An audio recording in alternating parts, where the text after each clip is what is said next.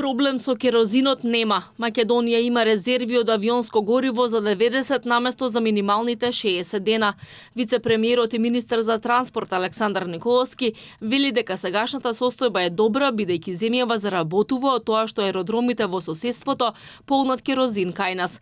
И домашните аеродроми во Скопје и Охрид имаат количини и повеќе отколку што им требаат. За сега владата не размислува да стави блокада за извоз на керозин, бидејќи за такво нешто нема потреба, вели Николовски. Со најмногу количини се снабдува аеродромот во Приштина. Имаме зголемена потрошувачка на керозин на двата аеродроми, што е добро, затоа што тоа влегува и во прометот во државата, средства влегуваат, девизи влегуваат и така натака. Дополнително, аеродромот во Приштина се снабдува преку ОКТА. Ние никогаш не ставивме блокада на снабдувањето, иако други држави тоа го прават. Да го направивме тоа, ќе требаше да затвори аеродромот во Приштина. Со самото тоа што не го правиме тоа, јасно е дека состојбата е добра. Согласно закон треба да има резерви за 60 дена, ние имаме резерви за 90 дена на керозин, а дополнително на дневна основа, нели, тоа се надополнува. Откажување на летови од аеродромите во Скопје и Охрид засега нема, вели Николовски. Не само тоа, туку оваа пролет стартуваа и летови до нови дестинации.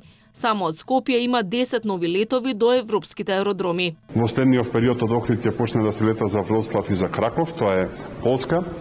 Austrian Airlines исто така од Охрид ќе почне да лета за Виена, редовна линија.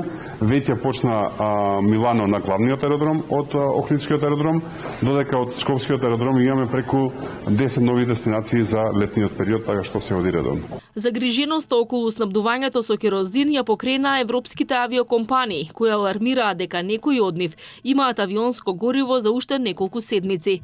Тие ги предупредија патниците дека е можно намалување на бројот на авиолинии и задржување само на летовите до кратките дестинации. Освен тоа, најавија дека веројатно ќе ги поскапат билетите.